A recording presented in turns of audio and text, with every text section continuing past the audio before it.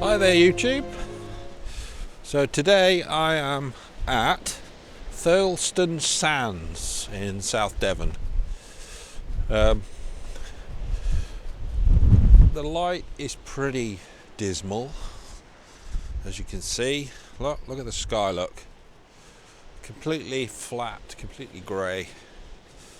No, not even any proper like detailed clouds or anything. So yeah, it's going to be a flat light day.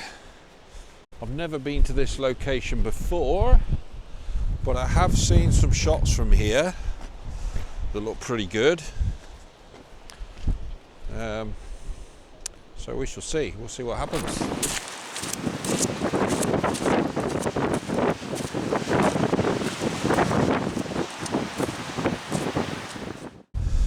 So the most obvious shot at this location is over there. That is called Thurlestone Rock. Now, as I say, I've never been here before, so I'm not entirely sure what the best angles are, where the best shot is. And with the flat, sort of rather boring conditions, I'm going to have to use all my fairly limited skillage in order to come away with a shot worth showing you. And I am determined to get a shot, because it's quite a long way to come all the way out here for nothing. So I'm going to do my best, have a look around that rock, see what the best way is to get to it and the best angle to shoot from, and then see what I can do. And I can see now that I've walked the wrong way. I need to go up and around this.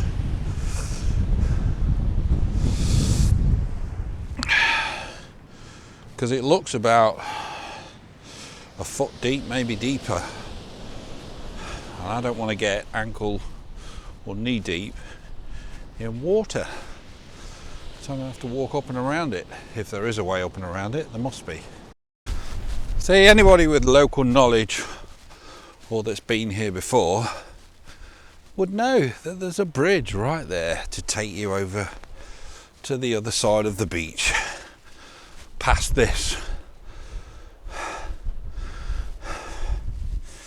which I'm not going to walk through. Hell no. I don't know how deep it is. So yeah, I need to go up and over that bridge and over to the other side.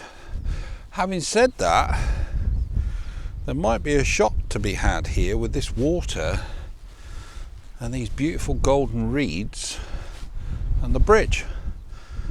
So I might try that later. After I've got over to the rock and see what kind of a shot I can get with that. It may be that I have to get a long lens out and do it that way if I can't get too close to it. So obviously I don't know whether the tide's coming in or out, so I need to be careful about that. Don't want to get myself soaking wet or stranded or anything like that.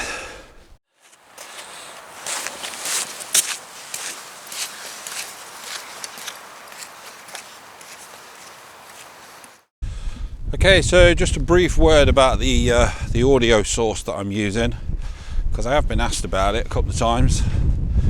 I'm using the Zoom H1 handy recorder with a Purple Panda lav mic. Yeah, weird name, isn't it? But you get, if you buy the Purple Panda lav mic kit, you get everything that you could need with it. It's a decent little mic, gets good audio. So this is the audio from the camera, and this is the audio from the mic and the Zoom recorder. So yeah, I think it's quite a lot better.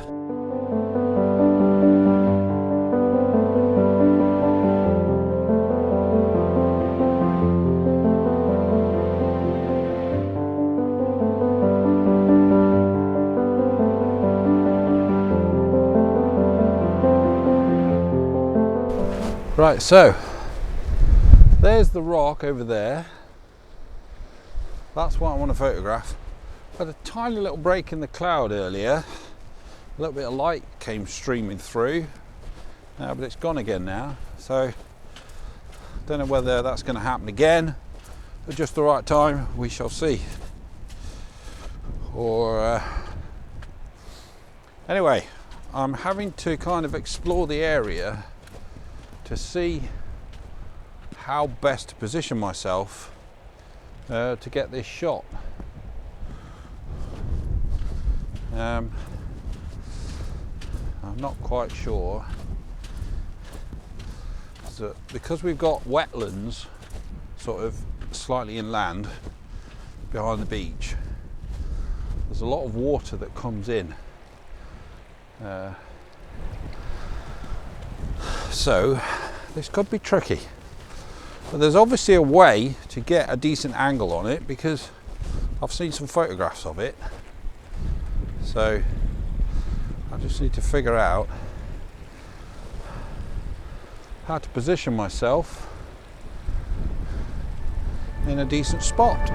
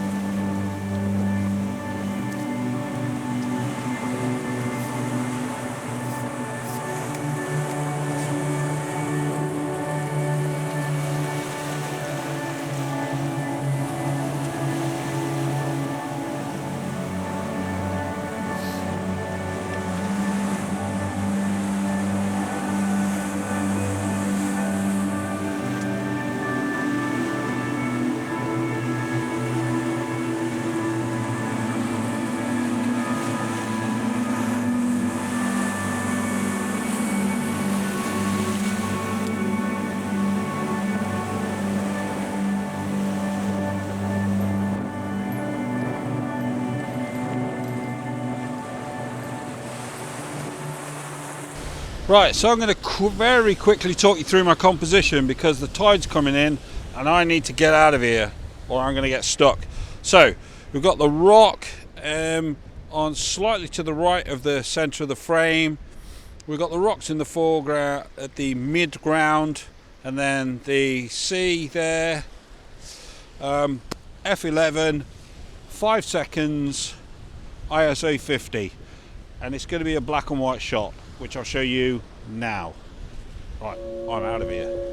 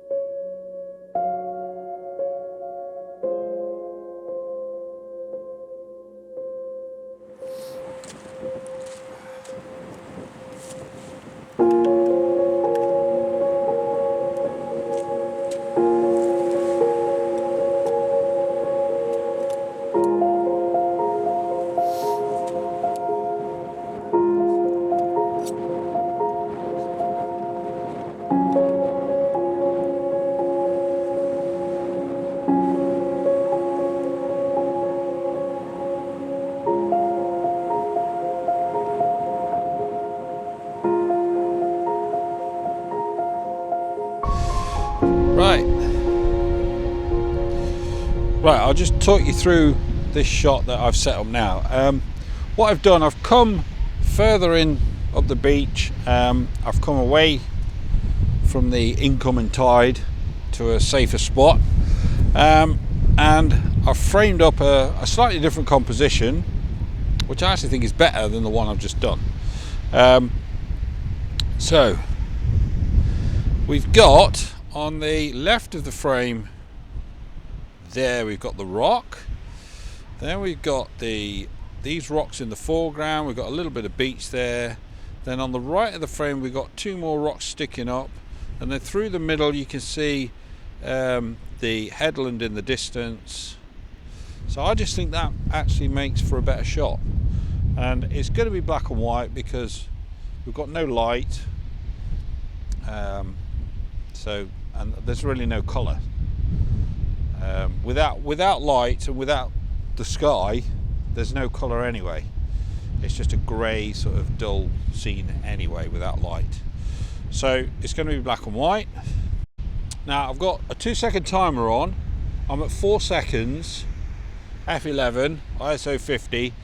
So because I've got the long lens on, and I forgot to bring the little plate that goes on the underside there so that I can, anyway, what I'm going to have to do is shield the lens slightly from the wind. So I'm going to stand here because the wind's blowing in. So I'm going to stand here and stand as close as I can to the lens. Hopefully that will prevent any camera movement or lens blur, motion blur. That's the word. That's the phrase I was looking for. Motion blur. Yeah, that looks reasonably shot. A tiny little bit of motion blur, but not enough to ruin the shot. I can sharpen it up. I can sharpen it up a bit in post, so hopefully that'll be all right.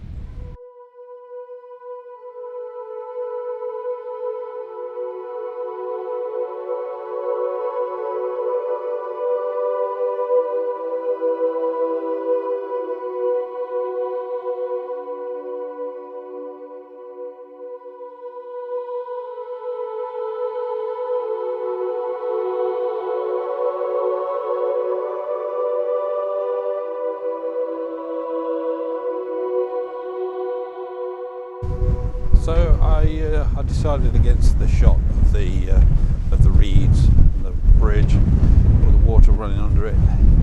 It's far too windy. There's lots of movement in the reeds. The water's very choppy, so I really don't think it would work.